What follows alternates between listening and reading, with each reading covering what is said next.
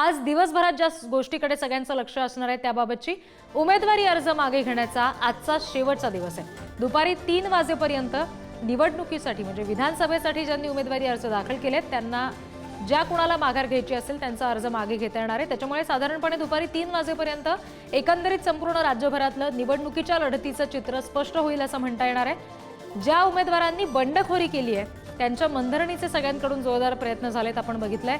विशेषतः सदा सरवणकर, गोपाळ शेट्टी अर्ज मागे घेणार का याकडे लक्ष आहे। नेत्यांनी जी काही शिष्टाई करण्याचा प्रयत्न केलाय त्याला यश येतंय का हे सुद्धा आज स्पष्ट होईल।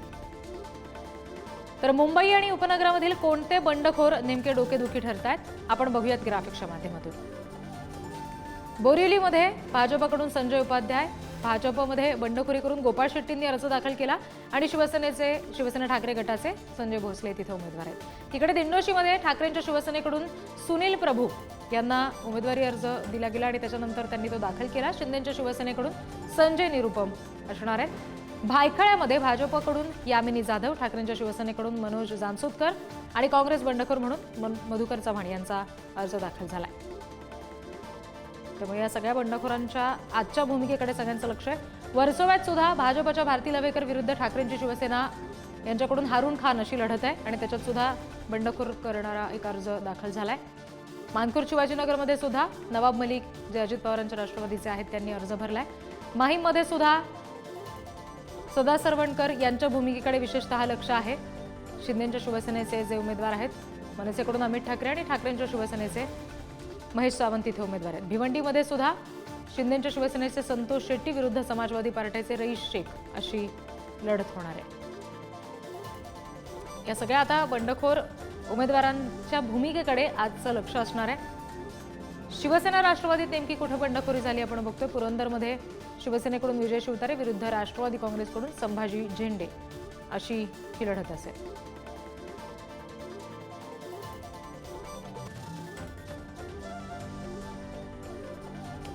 या सगळ्या संदर्भात आणखी तपशील घेण्यासाठी मुंबईमधून आमचे प्रतिनिधी सुशांत सावंत आणि रिद्धेश हातीम सध्या आपल्याशी जोडले गेलेत। त्यांच्याशी आपण याबाबत बोलणार आहोत। सुरुवातीला मी सुशांत यांच्याकडे जाईन। सुशांत, गोपाळ शेट्टी आज अर्ज मागे घेतील का याबाबत नेमकं काय सध्या सांगता येऊ शकतं? कारण भाजपचे अनेक नेते शिष्टाई करताना दिसले, त्यांची मनधरणी करताना दिसले। रिद्धी, आपण जर बघितलं असेल तर 3 वाजेपर्यंत उमेदवारी अर्ज जो आहे तो मागे घेण्याची वेळ आहे। त्यामुळे गोपाळ शेट्टी नेमका काय निर्णय घेत आहेत याची उत्सुकता जी आहे ती सगळ्यांनाच लागली। आपण पाहिलं असेल तर मागील आठवड्याभरापासून अर्थात गोपाळ शेट्टींची मनधरणी करण्याचे प्रयत्न जे आहेत ते पक्ष नेतृत्वाकडून सुरू आहे। काल पाहिलं असेल तर केंद्रीय मंत्री पियुष गोयल हे दुपारी 3:30च्या सुमारास गोपाळ शेट्टी यांच्या घरी गेले होते। त्यांनी त्यांची समजूत काढण्याचा प्रयत्न केला होता। त्याआधी शनिवारी गोपाळ शेट्टी स्वतः देवेंद्र फडणवीस यांच्या सागर या निवासस्थानी आले होते। त्यावेळी देवेंद्र फडणवीस यांनी देखील त्यांची समजूत काढण्याचा प्रयत्न केला। जी आपल्याला माहिती मिळते त्यानुसार कदाचित गोपाळ शेट्टी आपला उमेदवारी अर्ज मागे घेऊ शकतात। मात्र आता गोपाळ शेट्टी नेमकं स्वतः काय घोषणा करतात ते देखील पाहणं महत्त्वाचं ठरणार आहे। कारण चर्चा तर अशी आहे की गोपाळ शेट्टी उमेदवारी अर्ज मागे घेऊ शकतात। त्याचं मुख्य कारण म्हणजे देवेंद्र फडणवीस यांनी जी शिष्टाई केली त्याला कदाचित यश मिळू शकतं। आता या सगळ्या शक्यता आहेत। गोपाळ शेट्टीच आता अधिकृत घोषणा करतील ते निवडणूक लढणार आहेत का की माघार घेणार आहेत। काही वेळात ते चित्र जे आहे ते रिद्धी स्पष्ट होणार आहे। मात्र आपण पाहिलं असेल तर हे हाय व्होल्टेज लढत जी आहे ती होणार आहे। जर गोपाळ शेट्टी यांनी उमेदवारी अर्ज मागे घेतला नाही तर 2 भाजपचे, एक भाजपनं आयात केलेले आपण बघितलं असेल संजय उपाध्याय यांना बोरिवली विधानसभेतून निवडणुकीच्या रिंगणात भाजपने उतरवलं आणि त्यालाच कुठेतरी विरोध जो आहे तो स्थानिक नेत्यांचा होताना पाहायला मिळतोय। ज्यावेळी उमेदवारी अर्ज दाखल केले जात होते त्यावेळी देखील या ठिकाणी संघर्ष पाहायला मिळाला होता। गोपाळ शेट्टींच्या कार्यकर्त्यांनी आक्रमक भूमिका घेतली होती। त्यामुळे गोपाळ शेट्टींच्या निर्णयाकडे आज खरं तर सगळ्यांचं लक्ष लागलंय। नक्कीच, आणि शेट्टी काय नेमका निर्णय घेत आहेत दुपारी 3 वाजेपर्यंत स्पष्ट होईल, तेव्हा पुढचे तपशील तुमच्याकडून घेऊ सुशांत। सध्या आपल्यासोबत रिद्धेश सुद्धा जोडले गेलेले आहेत। रिद्धेश, माहीम मतदारसंघामध्ये सदा सरवणकर यांनी जो भरलेला उमेदवारी अर्ज आहे त्या संदर्भात महायुतीमध्ये आता वादाची ठिणगी पडताना आपण बघितली आहे। सरवणकरांच्या भूमिकेकडे सुद्धा सगळ्यांचं लक्ष आहे। काय नेमकं घडू शकतं? नक्कीच आपण पाहिलं महायुतीमध्ये ज्याप्रमाणे देवेंद्र फडणवीस यांच्याकडून गोपाळ शेट्टी यांची समजूत काढण्याचा प्रयत्न केला जात होता, त्याचप्रमाणे एकनाथ शिंदे यांच्याकडून देखील सदा सर्वांकडून समजूत करण्याचा प्रयत्न हा केला जात होता की त्यांनी उमेदवारीचा अर्ज मागे घ्यावा. मात्र त्यानंतर ते देखील सर्वांकडे त्यांच्या भूमिकेवरती ठाम होते आणि त्यानंतर एकनाथ शिंदेकडून असं देखील सांगण्यात आलं की आमच्यामध्ये या संदर्भात कुठली चर्चा झाली नव्हती. मात्र आता एकंदरीत पाहिलं तर महायुतीकडून आहे ते सदा सरकार यांच्याकडे कुठे ना कुठेतरी दबाव टाकण्याचा प्रयत्न देखील सुरू होता की त्यांनी त्यांचा उमेदवारीचा अर्ज आहे तो मागे घ्यावा. या संदर्भात अनेक बैठका देखील झाल्या. राज ठाकरेंनी वैयक्तिक पातळीवरती आहे ते सदा सरकार यांच्याशी चर्चा देखील केली. मात्र सदा सरवणकर हे त्यांचा उमेदवारीचा अर्ज माघार घेणार नाही या गोष्टीवर देखील ठामच होते. मात्र आजच्या दिवसामध्ये त्यांची भूमिका बदलते की नाही हे देखील पाहणं महत्वाचं असताना आपण एकंदरीत पाहिलं तर आता फक्त 6 तास उरले आहेत. दुपारी 3च्या आधी उमेदवारीचा अर्ज आहे तो मागे घ्यायचा आहे. त्यामुळे सदा सरवणकर यांची पुढील 6 तासाच्या आतमध्ये काय भूमिका असणार हे देखील पाहणं हे तितकंच महत्वाचं असणार आहे. कारण आपण पाहिलं माहीम विधानसभेतून राज ठाकरे यांचे सुपुत्र अमित ठाकरे हे पहिल्यांदाच निवडणुकीच्या रिंगणात आहे ते उतरले आहेत. त्यामुळे ही जी लढत असणार आहे ही पक्षासाठी आणि त्याचबरोबर राज ठाकरेसाठी ही खूप महत्वपूर्ण असणार आहे. कारण आपण पाहिलं 2019 मध्ये जेव्हा उद्धव ठाकरेंच्या घरातून पहिल्यांदा निवडणूक लढवली गेली होती आदित्य ठाकरे, तेव्हा त्यांचा तो विजय झाला होता आणि त्यानंतर ठाकरे घराण्यातून दुसरा अर्थातच राज ठाकरे यांच्या घरातून अमित ठाकरे हे निवडणुकीत उतरले आहेत. त्यामुळे त्यांचं जिंकणं देखील तितकंच महत्वाचं असणार आहे. मात्र सदा सरवणकर यांच्या विरोधात काय घडतंय, सरवणकर काय भूमिका घेत आहेत हे पुन्हा एकदा तुमच्याकडून जाणून घेऊ. सुशांत आणि रिद्धेश, तुम्हाला दोघांनाही धन्यवाद या माहितीसाठी. याच्यानंतर आपण जाणार आहोत प्रतिनिधी ज्ञानेश्वर चौतमल आपल्याशी जोडले गेलेत जे पुण्यातल्या या सगळ्या उमेदवारी संदर्भात आपल्याशी बोलणार आहेत. आणि दुसरं म्हणजे पश्चिम महाराष्ट्रातील नेमके काय तपशील आहेत आपण जाणून घेणार आहोत प्रतिनिधी शेखर पाटील यांच्याकडून. सुरुवातीला मी ज्ञानेश्वरकडे जाते. ज्ञानेश्वर, पुण्यामध्ये नेमकं कुठले मतदारसंघ आहेत जिथे उमेदवार कुठे नेमका अर्ज मागे घेतात याकडे लक्ष असेल असं म्हणता येईल? आज 4 तारीख आहे. उमेदवारी अर्ज मागे घेण्याचा शेवटचा दिवस. 3 वाजेपर्यंत उमेदवारी अर्ज मागे घ्यायचे आहेत. पुण्यातला सगळ्यात चर्चेत असलेला कसबा विधानसभा मतदारसंघ जिथे काँग्रेसकडून कमल व्यवहारे ह्या इच्छुक होत्या. ज्येष्ठ नेत्या म्हणून पुण्यात त्यांनी काम केलं. महापौर देखील त्या राहिलेल्या होत्या. त्यांनी यंदा काँग्रेसकडून तिकीट मिळावं अशी अपेक्षा व्यक्त केलेली होती. मात्र त्यांना तिकीट मिळालं नाही आणि त्यांनी त्यांचा उमेदवारी अर्ज दाखल केला. काँग्रेसकडून रवींद्र धंगेकर हे रिंगणात आहेत. जर कमल व्यवहारे यांनी त्यांचा उमेदवारी अर्ज मागे घेतला नाही तर अर्थात त्याचा फटका रवींद्र धंगेकर यांना बसू शकतो आणि इथे जी लढत होते भाजप विरुद्ध काँग्रेस त्यात भाजपला हे सोयीचं ठरू शकतं, सोपं ठरू शकतं. त्या अर्ज मागे घेतायत का याकडे लक्ष आहे. मात्र जी माहिती मिळते की कमल व्यवहारे कुठलीही परिस्थिती निर्माण झाली तरी त्यांचा उमेदवारी अर्ज मागे घेणार नाहीत. दुसरी महत्वाची गोष्ट आहे ती म्हणजे पर्वती मतदारसंघातली. तिथे आबा बागुल यांनी त्यांचा उमेदवारी अर्ज काँग्रेसमधून दाखल केलाय. जी जागा शरद पवारांच्या राष्ट्रवादीकडे आहे.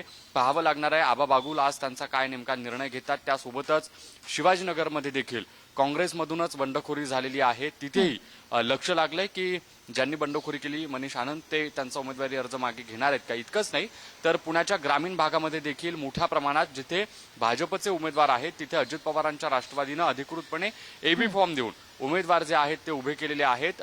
नेमकं हे का घडलं याचं तर उत्तर अद्याप मिळालं नाही. पण ते अर्ज मागे घेतील का हे पाहणं अत्यंत महत्वाचं असणार आहे. महायुतीमध्ये अशा पद्धतीनं अजित पवारांनी भाजपचा उमेदवार असताना देखील एबी फॉर्म का वाटले हा प्रश्न तर चर्चेमध्ये इतके दिवस होताच. त्यासोबतच जर आपण सोलापूर जिल्ह्याचा देखील विचार केला तर तिथे देखील अशाच पद्धतीनं मवियामध्ये महायुतीमध्ये काही उमेदवारांनी अर्ज दाखल केलेले आहेत. त्यांची आज काय नेमकी भूमिका असणार आहे हे पाहावं लागेल. आज 3 वाजेनंतर ज्या स्पष्ट लढती आहेत त्या आपल्याला चित्र झाल्याचं पाहायला मिळेल आणि एकूण कशा पद्धतीने पुढच्या प्रचाराचे दिवस आहेत त्यावरही लक्ष ठेवावं लागेल. जी निश्चित. ज्ञानेश्वर, यानंतर मी शेखर पाटील यांच्याकडे जाते. शेखर, पश्चिम महाराष्ट्रामध्ये नेमके कुठले उमेदवार आहेत ज्यांनी बंडखोरी केली आहे, आज कदाचित अर्ज मागे घेऊ शकतात अशा चर्चा आहेत? रिद्धी अगदी बरोबर आहे. पश्चिम महाराष्ट्रात विशेष करून सांगली, सातारा आणि कोल्हापूर या 3 जिल्ह्यांचा जर विचार केला तर या ठिकाणी काँग्रेसमध्ये मोठ्या प्रमाणात बंडखोरी जी आहे ती झाल्याचं पाहायला मिळते. सांगलीमध्ये आपण विचार केला तर सुधीर तिकडं पृथ्वीराज पाटील आणि जयश्री पाटील यांच्यातील वाद जो आहे तो आपल्या संपूर्ण महाराष्ट्रानं पाहिलेल्या दोघांमध्ये पुन्हा एकदा सांगली पॅटर्न राबवण्याची घोषणा जी आहे ती झाली होती आणि त्या ठिकाणी पृथ्वीराज पाटलांना उमेदवारी जाहीर झाली. मात्र जयश्री पाटील जे आहेत ते आता बंडखोरीवरती ठाम असल्याचं पाहायला मिळत आहेत. आज त्यांची मनधरणी करण्यामध्ये काँग्रेस यशस्वी होतं का हे देखील पाहणं गरजेचं आहे. जी. बंडखोरी देखील रोखण्यामध्ये ते यशस्वी होतात का हे पाहणं गरजेचं आहे. दुसरीकडं आपण जर विचार केला तर मिरजमध्ये देखील तशाच पद्धतीची परिस्थिती आहे. जतमध्ये देखील अशीच परिस्थिती पाहायला मिळते. विशेष करून साताऱ्यातल्या वाई या ठिकाणी एकाच ठिकाणी खरं तर बंडखोरीची दाट शक्यता त्या ठिकाणी मांडली जाते. कारण त्या ठिकाणी आपण निश्चित शेखर, त्याच्यामुळे आता नेमका आज दुपारी 3 वाजेपर्यंत जेव्हा प्रत्यक्ष चित्र स्पष्ट होईल तेव्हा ह्या लढती आणखी आपल्याला नीट समजू शकतील असं म्हणता येईल. धन्यवाद दिलेल्या सगळ्या तपशिलांसाठी ज्ञानेश्वर आणि शेखर. याच्यानंतर मी जाणार आहे जितेंद्र यांच्याकडे. प्रतिनिधी जितेंद्र शिंगाडे आपल्याशी जोडले गेलेले आहेत. शिवाय सचिन जिरे सुद्धा आपल्या सोबत आहेत. सुरुवातीला मी जितेंद्र यांच्याकडे जाते. जितेंद्र, विदर्भात नेमकं काय चित्र पाहायला मिळतंय? आज नेमकं कोण कोण अर्ज मागे घेऊ शकतं अशा चर्चा आहेत? रिद्धी, महायुती असो किंवा महाविकास आघाडी दोन्हीकडे जे आहेत ते बंडखोरी मोठ्या प्रमाणात झालेली आहे. कारण विधानसभा निवडणुकीसाठी इच्छुक असलेले पदाधिकारी आणि सोबतच ज्यांची काही दावेदारी होती किंवा काही माजी आमदार होते असेही उमेदवारांनी आपला उमेदवारी अर्ज दाखल केलेला आहे. दोन्ही पक्षांकडनं जे वरिष्ठ नेते आहेत त्यांच्याकडून बंडखोरांना समजुतीचे प्रयत्न सुरू आहेत. कोणाशी थेट संपर्क साधण्यात आलेला आहे तर कोणाशी फोनवरून चर्चा करण्यात आलेली आहे, कोणाकडे आपले दूत पाठवण्यात आलेले आहेत. दोन्हीकडून जे आहे ते बंडखोरांची जी आहे ती मनधरणी करण्याचे प्रयत्न सुरू आहेत. त्यांना आश्वासनं देण्यात येतात. मात्र पक्षाकडून आणि पक्षाच्या नेत्यांकडून मिळालेल्या आश्वासनानंतर किती बंडखोर आपली उमेदवारी मागे घेतात किंवा त्यांना नेमकं आश्वासन काय मिळतं किंवा हे निवडणुकीतील आश्वासन आहे हे खरंच पुढे पूर्ण होईल का, यावर जे आहे ते आता बंडखोर किती आपले उमेदवारी अर्ज मागे घेतात हे पाहणं महत्वाचं ठरणार आहे. विदर्भाचा विचार केला तर 62 जागा आहेत आणि संपूर्ण जवळपास अनेक जागांवर जे आहेत ते बंडखोर उभे झालेले आहेत. काही पक्षाचेच आहेत, काही सामाजिक समीकरणं देखील ज्यामध्ये आहेत त्या आधारावर हे बंडखोरांनी आपला उमेदवारी अर्ज दाखल केलेला आहे. रामटेक असेल, काटोल असेल, पूर्व नागपूर, उत्तर नागपूर, मध्य नागपूर सगळ्याच ठिकाणी जवळपास बंडखोरांनी आपली उमेदवारी अर्ज दाखल केलेले आहेत. काही ठिकाणी बंडखोरी शमविण्यात यश देखील आलेलं आहे.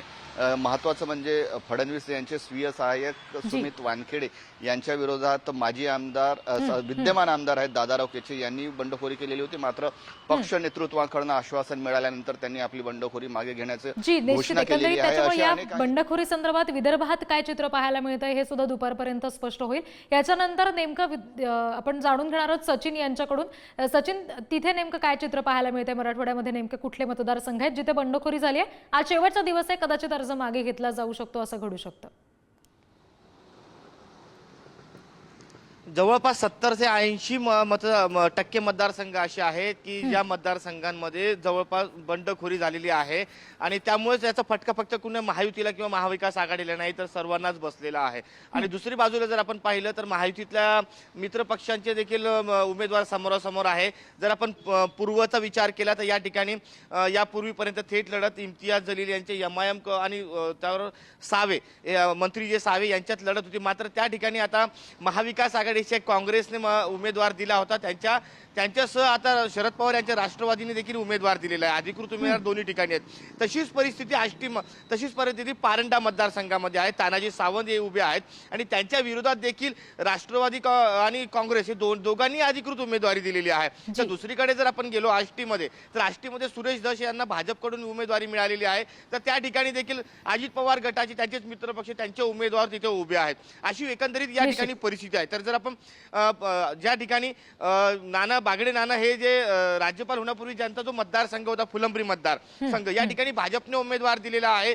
मात्र त्यांच्या विरोधात शिंदेच्या शिवसेनेचे 2 पदाधिकारी बंडखोर म्हणून उभे आहेत. तर जर आपण पाहिलं तर मराठवाड्यातले याच दुसरा एक मतदारसंघ आहे कन्नड मतदारसंघ जो ज्या ठिकाणी शिंदेच्या शिवसेनेकडून संजना जाधव या उमेदवार म्हणून उभे आहेत. मात्र त्याच ठिकाणी त्यांच्या समोर त्यांचे पती देखील उमेदवार म्हणून उभे आहेत. त्यामुळे एकंदरीत जर आपण मराठवाड्याचं चित्र पाहिलं तर मराठवाड्यात मोठी बंडखोरी झालेली आहे दोन्ही आघाड्यांमध्ये. त्यामुळे आजचा शेवटचा दिवस आहे आणि वरिष्ठांकडून सातत्याने हे प्रयत्न चालू आहे की ही बंडखोरी शमवण्याचं. आणि जर आपण पाहिलं तर लोकसभेमध्ये जसा या ठिकाणी महाविकास आघाडीला मराठवाड्यामध्ये विजय झाला होता अशीच बंडखोरीची लागण झाली तर हा टक्का मोठ्या प्रमाणात कमी होण्याची चिन्ह आहे. तर या ठिकाणी विधानसभेला नेमकं काय घडतंय हे आजच्या दिवशी फार नेमकं काय घडतंय याच्यावर अवलंबून असेल म्हणता येईल. कारण अर्ज मागे घेतले गेले तर कदाचित महाविकास युती आघाडीसाठी काही गणितं सोपी होऊ शकतात. जितेंद्र आणि सचिन, तुम्हाला दोघांनाही धन्यवाद. याच्यानंतर उत्तर महाराष्ट्रात नेमकं काय घडतंय जाणून घेऊयात प्रतिनिधी किरण ताजणे यांच्याकडून. किरण, तिथे नेमकं कुठले बंडखोर उमेदवार आहेत आणि कदाचित अर्ज मागे घेऊ शकतात असा चर्चा आहे किंवा असा अंदाज बांधता येऊ शकतो? रिद्धी, एकूणच जर स्थिती बघायला गेलं तर माघारीच्या दिवशी बंडाळी कशी थंड करता येईल याच्यासाठीचे प्रयत्न हे सर्वच पक्ष करत असतात आणि प्रामुख्यानं नाशिकमध्ये जर बघितलं तर महायुतीमध्ये 2 ठिकाणी या प्रामुख्यानं शिंदेच्या शिवसेनेकडनं जिथं एबी फॉर्म देण्यात आलेले आहे, ज्या ठिकाणी अजित पवारांच्या राष्ट्रवादीचे देखील उमेदवार आहे, अशा स्थितीमध्ये त्यांची एकूणच उमेदवारी मागे घेण्यासाठी वरिष्ठ पातळीवरनं हालचाली देखील सुरू झालेल्या आहेत. मात्र हे दोन्हीही ज्यांना शिंदेच्या शिवसेनेकडनं एबी फॉर्म देण्यात आलेले होते ते दिंडोरीचे माजी आमदार धनराज महाले आणि डॉक्टर राजश्री आयराव, ज्या देवळाली विधानसभा मतदारसंघातनं त्यांना शिंदेच्या शिवसेनेकडनं एबी फॉर्म देण्यात आलेले आहेत, त्यांची उमेदवारी मागे घेण्यासाठीचे प्रयत्न सुरू झालेले आहे. एकूणच दुसऱ्या बाजूला जर बघितलं तर देवळाली विधानसभा मतदारसंघामध्येच घोलप कुटुंबियांमधला जो कल आहे तो चव्हाट्यावर आलेला होता. त्या सगळ्या पार्श्वभूमीवर योगेश घोलप यांच्या विरोधात त्यांचीच बहीण तनुजा घोलप या देखील रिंगणात होत्या. त्यांना त्यांच्या वडिलांकडनं जाहीर नोटीस देखील मिळालेली होती. अशा सर्व परिस्थितीमध्ये त्यांची उमेदवारी मागे घेतली जाते का हे बघणं महत्त्वाचं असेल. नांदगाव विधानसभा मतदारसंघामध्ये त्या ठिकाणी महायुतीकडूनच इच्छुक असलेले मात्र नंतरच्या काळामध्ये अजित पवारांच्या राष्ट्रवादीच्या मुंबई अध्यक्षपदाचा राजीनामा देत त्यांनी नंतरच्या काळामध्ये अपक्ष उमेदवारी अर्ज भरलेले समीर भुजबळ हे या सगळ्या काळामध्ये त्यांची उमेदवारी मागे घेतात का हे बघावं लागेल. मात्र त्या ठिकाणचा सामना हा अटळ मानला जातोय. आणखी दुसऱ्या बाजूला जर बघितलं तर नाशिक मध्य विधानसभा मतदारसंघामध्ये देखील ठाकरेंच्या शिवसेनेला मध्यची जागा सुटली. त्या ठिकाणी काँग्रेसच्या हिमलता पाटील यांनी देखील बंडखोरी केलेली आहे. त्यामुळे एकूणच मोठ्या प्रमाणात बंडखोरी आहे. या बंडखोरांचं बंड थंड करण्यासाठी वरिष्ठ पातळीवरनं प्रयत्न सुरू आहे. याला निश्चित, आणि वरिष्ठांच्या या शिष्टाईला किती यश येतंय हे सुद्धा अगदी दुपारपर्यंत स्पष्ट होईल असं म्हणता येईल. किरण, धन्यवाद दिलेल्या या सगळ्या तपशिलांसाठी.